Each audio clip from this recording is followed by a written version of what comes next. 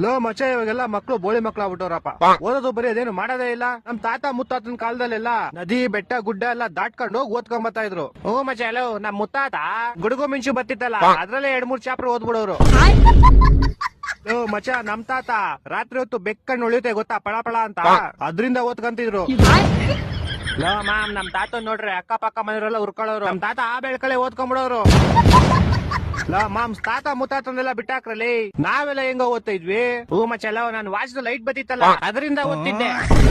ಹೊಟ್ಟೆ ಎಷ್ಟು ಉರ್ಸ್ತಾವ್ರ ಮಾಮ್, ನಾನು ಕಲ್ನ ಒಂದಕ್ಕೊಂದ್ ನೋಡಿದ್ರೆ ಬೆಂಕಿ ಕಿಡಿ ಬತ್ತಿತ್ತಲ್ಲ, ಅದರಿಂದ ಓದ್ತಿದ್ದೆ. ಎಂತ ದೊಡ್ಡ ತಿಕ್ಕಲು ಕುಡುಕ್ ನನ್ ಮಕ್ಳು. ಮಚ್ಚ, ನಮ್ಮ ಮನೇಲಿ ನಾನು ರಿಮೋಟ್ ಲೈಟ್ ಬರುತ್ತಲ್ಲ, ಆ ಲೈಟ್ ಇಂದ ಓದ್ತಿದ್ದೆ. ಒಂದೊಂದಲ್ಲ ಲಾ ಮಾಮ್ಸ್, ನನ್ ಕತೆ ಕೇಳ್ರಿ. ಇಲ್ಲಿ ಒಂದ್ ಬುಕ್ ಬೆಂಕಿ ಹಚ್ಬಿಡ್ತಿದ್ದೆ, ಆ ಬೆಂಕಿ 6 ವರ್ಷದಲ್ಲಿ 3-4 ಬುಕ್ ಓದ್ಬಿಡ್ತಿದ್ದೆ.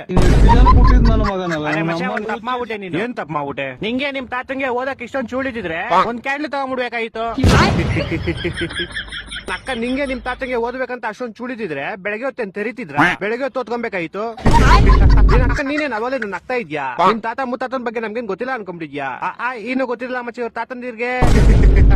ಒಂದೊಂದ್ ಕ್ವಾರ್ಟರ್ಗೆ ಜಮೀನ್ಗಳು ಮಾರ್ಕಂತಿದ್ರು ಇವ್ರ ತಾತಂದಿರು. ಅವನೇನಾಗ್ತಾವ್ ನೋಡು, ಅವನು ಬೇವರ್ಸಿ.